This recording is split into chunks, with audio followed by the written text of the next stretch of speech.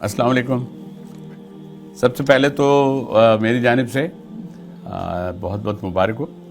क्योंकि बहुत ही मुबारक महीने हैं जो इसकी तैयारी अब हमने करनी है, रजब, शाबान और रमज़ान। ईद तो फिर लाजिम है कि जब ये 3 माह गुजरते हैं तो फिर हमको अल्लाह पाक ने तोहफे के तौर पे ईद हमें दी है ताकि उसको मनाया जाए और पूरी दुनिया में तमाम मुसलमान, बल्कि मुसलमान क्या, हमने तो बहुत से लोगों को देखा है जो कि अगर कंबाइंड फैमिलीज़ रहती हैं या दीनदार लोग भी हैं और दूसरे लोग भी हैं, वो भी इंजॉय करते हैं। अल्लाह ने ये जो तोहफे हमें दिए हैं, ये इन तोहफ़ों में जिस तरह हम कहते हैं ना कि हमारे एग्ज़ाम की तैयारी होती है, जैसे हमें आखिरत में जो कुछ मिलेगा उसमें हमारी तैयारी है, ये भी एक प्रिपरेशन है जिसमें जैसे एग्ज़ाम होते हैं ना, 3 तरह के एग्ज़ाम होते हैं, 3 स्टेप में होते हैं, प्रीलिमिनरी, सेकेंडरी, उसके बाद फाइनल एग्ज़ाम। इसी तरह ये भी है, रजब है, शाबान है, फिर रमज़ान।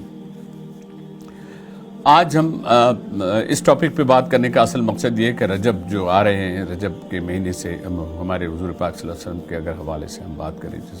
हमारी खुशकिस्मती कि हम उस उम्मत में से हैं और उस उम्मत में अपने आप को बहुत खुश नसीब समझते हैं, तो हम क्यों नहीं उनको फॉलो भी तो करते हैं। हम सुन्नत के कितने अमल हैं जो हमारे पार्ट है, हमारा पार्ट ऑफ लाइफ है, हमारे दीन का हिस्सा है। तो हुज़ूर पाक सल्लल्लाहु अलैहि वसल्लम भी इन माह की तैयारी करते थे पहले से,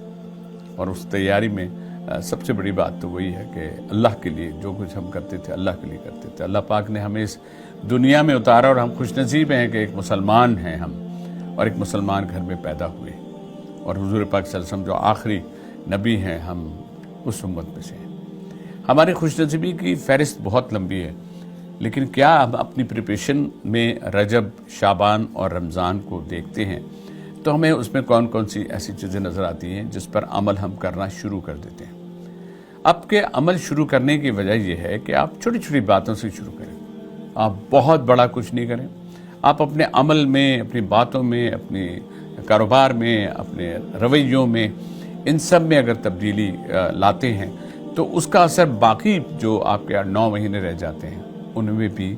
उसके असरात काफ़ी होते हैं। क्योंकि हम जब कोई बुखार है, आपको बुखार होता है, बुखार होने के बाद ठीक हो जाता है, जब ठीक हो जाता है, लेकिन बुखार के साथ होते हैं,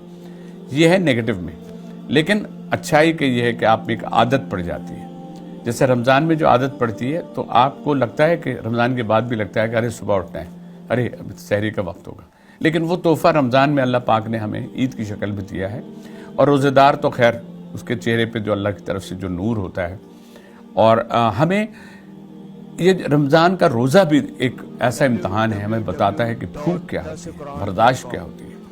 और उससे जुड़ी हुई कितनी चीज़ें हैं जो हम अमल अपना कर रहे होते हैं। उसी तरह शाबान है और रजब है। इन महीनों की बरकतों के लिए हमारे पास एक सबसे पहली अपॉर्चुनिटी तो ये है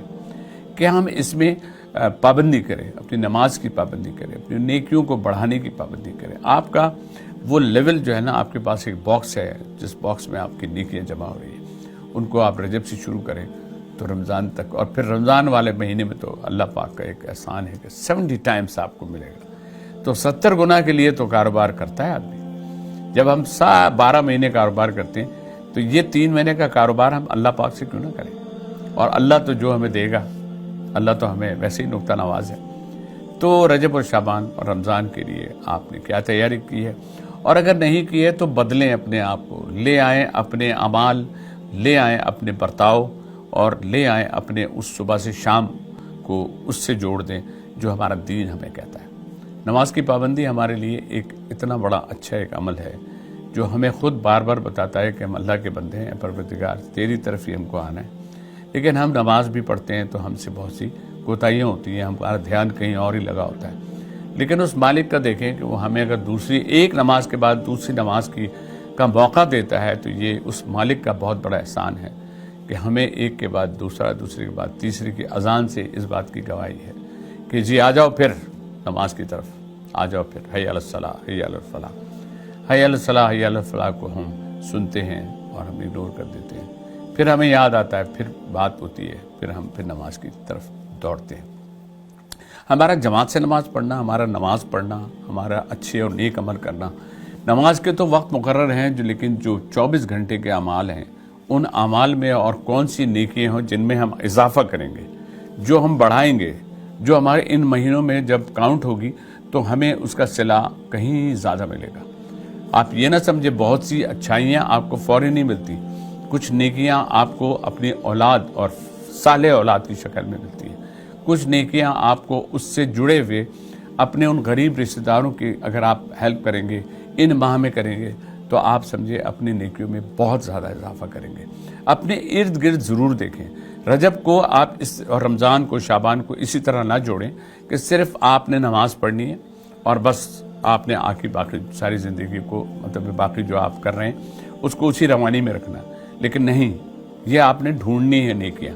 آپ نے وہ عمل دیکھنے ہیں کہ اب میں کون کون سے عمل ایسے کروں جو مجھ سے اگنور ہو گئے، وہ اگنور میں سب سے ارد گرد کو دیکھیں، آپ کے ان غریبوں کو دیکھیں، اپنے رشتہ داروں کو دیکھیں، اپنے رشتہ داروں کے سگے رشتہ دار کے بعد آپ کے دور کے سارے رشتہ داروں کو آپ کو پتہ ہے ان کے حالات کیسے ہیں، کون بیمار ہے، کس کو کیا تکلیف ہے۔ ضروری نہیں کہ اگر بیمار کی عیادت کے لیے آپ ایک بوکے لے کر جائیں، ساتھ میں وہ لفافے جو آپ شادیوں میں بانٹتے ہیں اس جیسے لفافے ان کو دے دیں۔ یہ رجب شعبان رمضان کے لیے میں آپ کو وہ پتہ ہم سب کو ہے، ہم سے مس ہو جاتا ہے، ہم جان بوجھ کر بھی بہت سی نیکیاں نہیں کرتے بلکہ ہم سے یہ کوتاہی ہو جاتی ہے۔ تو آئیے اس کوتاہی کو دور کر دیتے ہیں، اپنے پارٹ آف لائف بنا لیں کہ ہم اپنے ارد گرد ہمیشہ دیکھتے ہیں، ایک لسٹ بنا لیں جہاں ہم دیندار ان لوگوں کی لسٹ ہوتی ہے جن سے ہم سامان مال خریدتے ہیں، اسی طرح ایک لسٹ بنا لیں کہ یہ رشتہ داروں کو ہمیں ان 3 ماہ کے اندر ان کی ہیلپ کرنی ہے، ان کی مدد کرنی ہے۔ اگر کوئی بیمار ہے یا کسی کو کوئی بھی تکلیف ہے، اس تکلیف کا ازالہ کے لیے اگر آپ ذریعہ بنتے ہیں تو ذریعہ آپ نہیں بن رہے، آپ کو اللہ پاک بنا رہا ہے۔ آپ کی کسی نیکی کو اگر اللہ کو پسند آتی ہے تو یہ خود آپ کا ذہن کھل جاتا ہے اور آپ ایسا کام کرتے ہیں۔ آئیے ہم اپنے ذہنوں کو کھولیں اور ان اعمال کی طرف بڑھیں جس میں ہماری کوتاہیاں ہو رہی ہیں لیکن ہمیں معلوم نہیں ہے۔ اللہ پاک ہم سب کو یہ توفیق دے اور ہمیں اس قابل بنائے کہ ہم نیکیوں کو بڑھانے کے لیے ایسا کچھ کرتے جائیں کہ جب ہم اللہ کے روبرو ہوں تو ہم بہت شرمندہ نہ ہوں بلکہ اللہ پاک اپنی بلیسنگ ہم پہ رکھیں۔